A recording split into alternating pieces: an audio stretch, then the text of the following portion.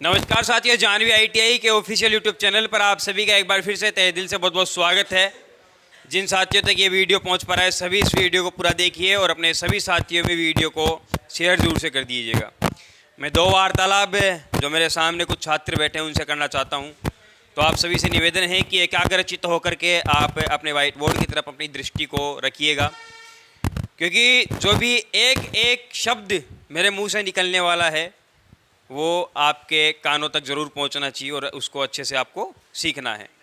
ठीक है, तो आरंभ करते हैं। देखिए, जैसा कि आप सभी को पता है और आपको भी पता ही है, हमारा एसी थ्योरी लेसन चल रहा था, काफ़ी टाइम हो गया इसको चलते हुए।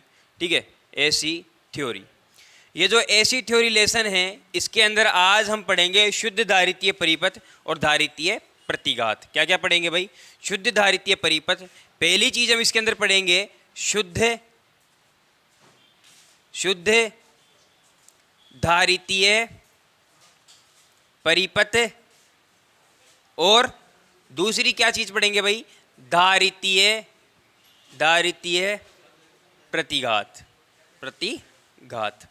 ये दो चीज आज हम इसके अंदर पढ़ने वाले हैं। सबसे पहले तो ये चीज याद रखिए कि शुद्ध धारितीय परिपथ होता क्या है। जिसके अंदर केवल और केवल एक कैपेसिटर जुड़ा हुआ होता है या संधारित्र जुड़ा हुआ होता है वो आपका शुद्ध धारितीय परिपथ होता है भाई। जिसके अंदर केवल और केवल एक कैपेसिटर जुड़ा हुआ हो वो आपका कौन सा परिपथ कहलाता है भाई? वो आपका शुद्ध धारितीय परिपथ कहलाता है, और इसको हमने एसी वोल्टेज से जोड़ रखा है। इसके अंदर हमने वोल्टेज फ्लो करवाई है। कितनी वोल्टेज फ्लो करवाई भाई? V बराबर VM साइन ओमेगा टी। ये वोल्टेज हमने इसके अंदर फ्लो करवाई है। आपको नजर नहीं आ रहा होगा, वापस लिख देता हूं भाई। VM साइन ओमेगा टी, ये वोल्टेज हमने इस स्रोत के अंदर, ये जो आपका एक परिपथ है, इस परिपथ के अंदर वोल्टेज फ्लो करवाई है।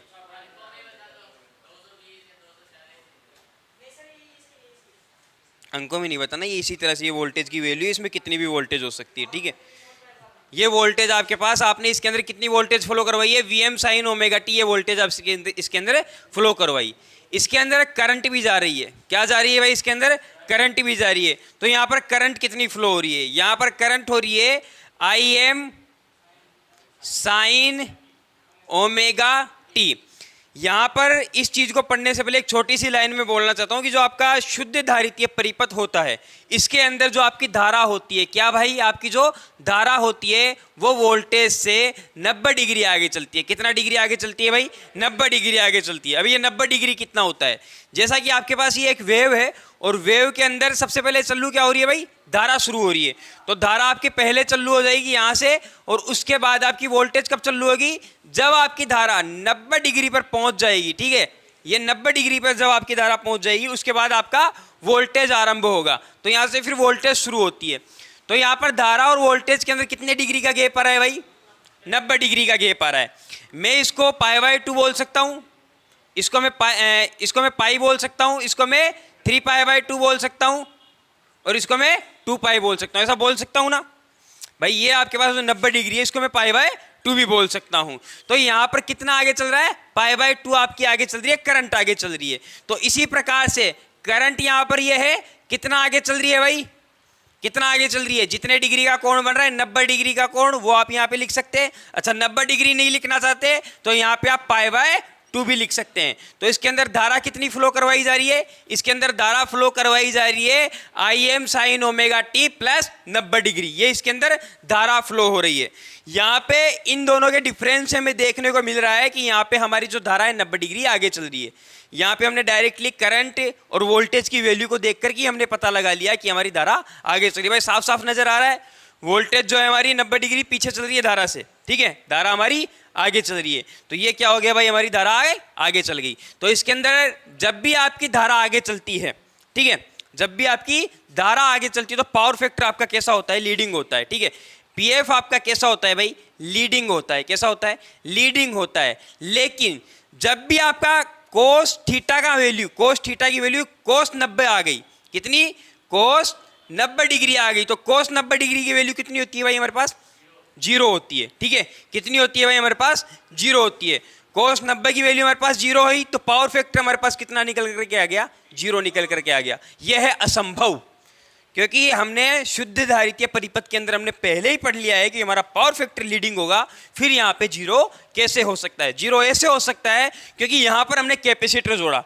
कैपेसिटर हमने किसके साथ जोड़ा है? वायरों के साथ। भाई यहाँ पे वायर भी है, तो मैंने आपको बताया कि वायर का कुछ ना कुछ रजिस्टेंस जरूर होगा, और अगर यहाँ पे रजिस्टेंस आ गया तो ये शुद्ध कैपेसिटिव परिपथ नहीं है। ठीक है, यदि यहाँ पे रेजिस्टेंस आ गया तो ये शुद्ध कैपेसिटिव परिपथ है ही नहीं। तो यहाँ पे कुछ ना कुछ रेजिस्टेंस की मात्रा हो जाती है, और यहाँ पर ये जो टोटल 90 डिग्री का गैप आता है, ये कभी 90 डिग्री का होता ही नहीं है। ये 0 से लेकर के 90 के बीच में कुछ भी हो सकता है। कितना हो सकता है? 0 से लेकर के 90 के बीच में कुछ भी हो सकता है। तो यहाँ पे आपकी जो कोस थीटा की वैल्यू है कभी भी 0 नहीं होगी। ठीक है, नहीं, कोस थीटा लेना है, पावर फैक्टर आपको निकालना है, वो आपको तब निकालना है जब आपको कौन सी शक्ति निकालनी है। अभी हम कोस थीटा के द्वारा कौन सी वैल्यू निकाल रहे हैं? ठीक है, वो आपको शक्ति निकालनी है, कौन सी शक्ति आप निकालना चाह रहे हो उस शक्ति पर निर्भर करेगा। ठीक है, तो यहाँ पे कोस थीटा की वैल्यू अभी क्या आएगी? 0 नहीं आएगी। कब नहीं आएगी? जब आपका जो डिग्री का कोण है 0 से और 90 के बीच में होगा, तब कोस थीटा की वैल्यू कभी भी हमारे पास 0 नहीं आती है, और फिर हमारा पावर फैक्टर हो जाता है लीडिंग। भाई समझ में आ गया यहाँ पे पावर फैक्टर कैसा हो गया? जैसे कि मैं आपको बताऊं, कभी भी जो आपका सर्किट है शुद्ध धारितीय परिपथ होता ही नहीं है।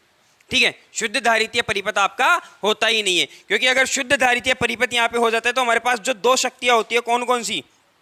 एक तो होगी हमारे पास एक तो रिएक्टिव पावर, और दूसरी आपकी होगी एक्टिव पावर।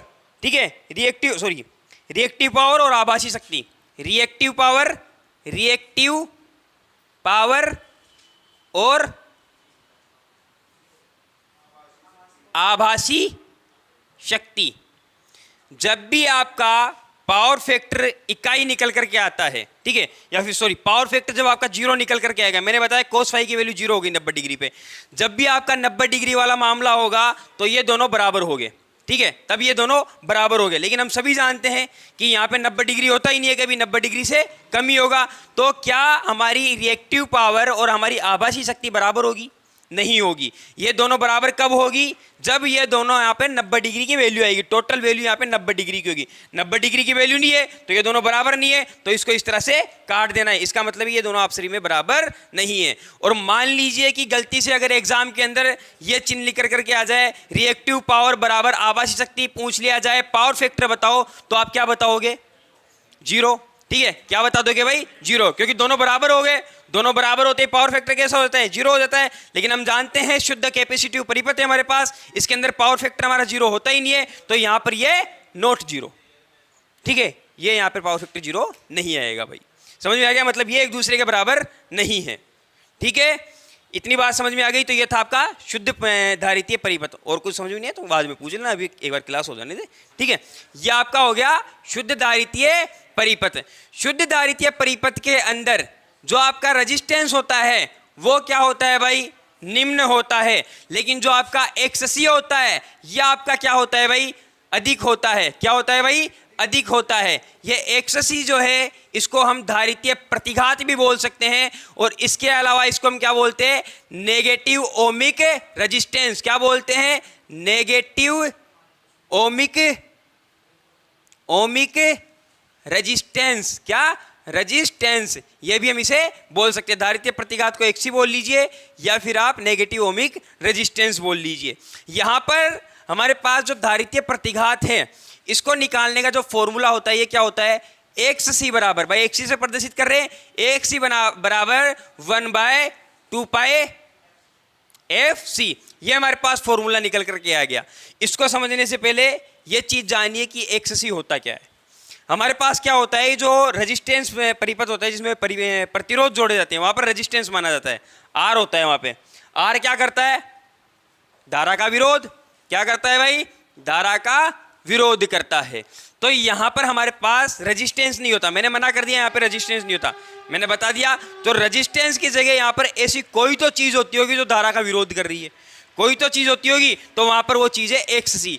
एक्स सी का यहां पे क्या काम है? धारितीय प्रतिघात का यहां पे क्या काम है भाई? धारा का विरोध करना। ठीक है, एक्स सी की अगर आपको वैल्यू याद करनी है तो एक्स सी की वैल्यू हम इस सूत्र के द्वारा पता लगाएंगे। यहाँ पे जो एफ है फ्रीक्वेंसी है, जो सी है कितनी धारिता का आपका कैपेसिटर है वो है। यहाँ पे एक्स सी बराबर एक फॉर्मूला और हो सकता है 1/ω/c। यहाँ पर जो 2πf है, ठीक है, ये जो 2πf है हम इसे क्या बोल सकते हैं, ओमेगा बोल सकते हैं। नया फॉर्मूला हमारे पास एक सी बराबर क्या निकल करके आ गया, 1/ω/c। समझ में आ गया भाई, क्या आ गया, ओमेगा सी आ गया। अच्छा ठीक है, मेरे को यहाँ से दो चीजें और मिली है, एक सी बराबर 1/f, ठीक है, और एक सी बराबर 1/c। ये दो चीजें हमें देखने को मिली। इसका मतलब क्या है, जब आपकी फ्रीक्वेंसी की वैल्यू घटेगी, ठीक है, जब आपकी फ्रीक्वेंसी की वैल्यू घटेगी तब आपका जो एक सी मतलब धारितीय जो प्रतिघात है वो बढ़ेगा। भाई दिख रहा है हमें साफ साफ है, एक दूसरे के व्युत्क्रमानुपाती फ्रीक्वेंसी की वैल्यू जैसे जैसे बढ़ेगी आपकी एक सी की वैल्यू, एक सी यानी धारितीय प्रतिघात वैसे वैसे बढ़ता हुआ चला जाएगा। एक ओम का नियम होता है, ओम का नियम क्या होता है, V बराबर I इंटू आर। ठीक है, यहां से मैं I निकालना चाहता हूं तो I बराबर क्या हो जाएगा, V/R हो जाएगा। तो इसी तरह से मैं अगर यहाँ पे I निकालना चाहूं तो I की जगह यहाँ पे R है, R की जगह में यहाँ पे क्या लेना है, एक सी। मैंने बताया कि यहाँ पे R होता है तो यहाँ पे एक सी होता है, तो हमें R की जगह यहाँ पे एक सी लेना है, तो एक सी और यहाँ पर ये क्या हो गया भाई, V हो गया। ठीक है, V/x हो गया। अच्छा, हम ये जो धारा निकाल रहे हैं, धारा कौन सी निकाल रहे हैं, कैपेसिटर की धारा निकाल रहे हैं, तो यहाँ पे हम क्या कर लेंगे, इसको IC कर लेंगे भाई। तो IC बराबर क्या हो गया, V/xc। मैंने यहाँ पे बताया कि जैसे जैसे आपकी वोल्टेज जैसे जैसे मान लीजिए एक सी का मान बढ़ रहा है, ठीक है, जैसे जैसे एक सी का मान बढ़ रहा है वैसे वैसे यहाँ पे धारा की वैल्यू क्या होगी भाई, घटेगी। ठीक है, यहाँ पे मैंने बताया कि फ्रीक्वेंसी की वैल्यू जैसे जैसे डाउन होगी वैसे वैसे आपका एक सी का वैल्यू बढ़ेगा। मान लीजिए कि फ्रीक्वेंसी को 0 कर दिया जाए, बिल्कुल ही डाउन कर दिया जाए, तो यहाँ पे एक सी कितना हो जाएगा, बहुत ज़्यादा बढ़ जाएगा, जिसे हम अनंत कह सकते हैं भाई। क्या कह सकते हैं, अनंत कह सकते हैं। तो यहाँ पे हमारा एक सी क्या हो गया, अनंत हो गया। क्या हो गया भाई, अनंत हो गया। अब अगर यहाँ पे एक सी अनंत हो गया तो यहाँ पे धारा की वैल्यू कितनी हो जाएगी, धारा की वैल्यू क्या हो जाएगी भाई, शून्य हो जाएगी, क्योंकि ये दोनों भी एक दूसरे के व्युत्क्रमानुपाती है। यहाँ पे धारा की वैल्यू कितनी होगी, शून्य हो गई। अच्छा, डीसी जो आपका परिपथ होता है इसके अंदर फ्रीक्वेंसी कितनी होती है भाई, ठीक है, कितनी होती है, 0 होती है। और 0 यहाँ पर फ्रीक्वेंसी है, ये 0 फ्रीक्वेंसी है, और यहाँ पे 0 फ्रीक्वेंसी पर हमारा जो धारितीय प्रतिघात है वो क्या हो गया, इनफाइनाइट हो गया, मतलब बहुत ज्यादा बढ़ गया, अनंत हो गया। इस कंडीशन में यहाँ पर करंट की वैल्यू 0 हो गई। तो इसका मतलब जब भी आप 0 हर्ट्ज पर किसी कैपेसिटर को काम में लोगे तो वो ओपन सर्किट के भांति व्यवहार करेगा। ठीक है, किसके भांति, ओपन सर्किट के भांति व्यवहार करेगा। 0 हर्ट्ज कहाँ होता है, डीसी में। ठीक है, तो डीसी में जो आपका कैपेसिटर है ओपन सर्किट के भांति व्यवहार करता है।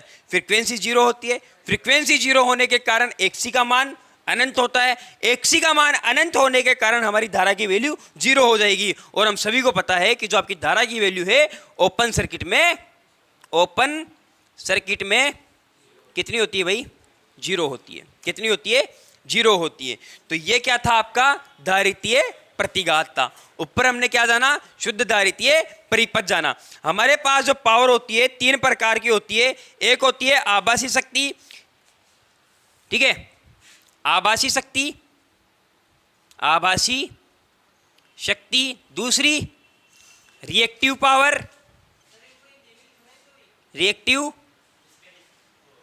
पावर, सुनो एक बार, रिएक्टिव पावर, और ये आपके पास एक्टिव पावर। यहां पे जो आपके पास आभासी शक्ति है इसको एस से प्रदर्शित करना है। ठीक है, आपके पास जो रिएक्टिव पावर है, रिएक्टिव पावर को क्यू से प्रदर्शित करना है, और आपके पास जो एक्टिव पावर है, एक्टिव पावर को पी से प्रदर्शित करना है, क्यू पी। अच्छा, तीनों के फॉर्मूले क्या है, यहाँ पे हमारे पास जो आभासी शक्ति का फॉर्मूला क्या हो जाएगा, आभासी शक्ति का फॉर्मूला हो जाएगा भाई हमारे पास यहाँ पे VI। ठीक है, VI मतलब है वोल्टेज इंटू करंट है। इसके बाद में हमारे पास जो यहाँ पे रिएक्टिव पावर है, रिएक्टिव पावर का फॉर्मूला क्या हो जाएगा, VI sin थीटा। क्या हो जाएगा, VI sin थीटा। इसके बाद में हमारे पास जो यहाँ पे एक्टिव पावर, इसका फॉर्मूला क्या हो जाएगा, VI कोस फाई, ठीक है, वी आई कोस फाई, ये हमारे पास इसके फॉर्मूले हो गए। जब भी ये निकाला जाएगा, इसको किस में निकाला जाएगा, इसका मात्रक क्या हो जाएगा, के वी ए, ठीक है, आभासी शक्ति का जो मात्रक हो जाएगा क्या हो जाएगा, के वी ए हो जाएगा। इसके बाद में रिएक्टिव पावर का मात्रक क्या हो जाएगा भाई, के वी ए आर हो जाएगा। इसके बाद में हमारे पास जो एक्टिव पावर हो जाएगी, इसका मात्रक के डब्ल्यू, ये इसके मात्रक है, प्रतीक है, फॉर्मूला है, ये याद रखने हैं भाई, ठीक है। तो ये थी आज की एक छोटी सी क्लास। उम्मीद है आपको वीडियो अच्छा लगा होगा। वीडियो अच्छा लगा है तो वीडियो को लाइक, चैनल को सब्सक्राइब और बेल आइकन को ऑन जरूर से कर लीजिएगा। धन्यवाद साथियों।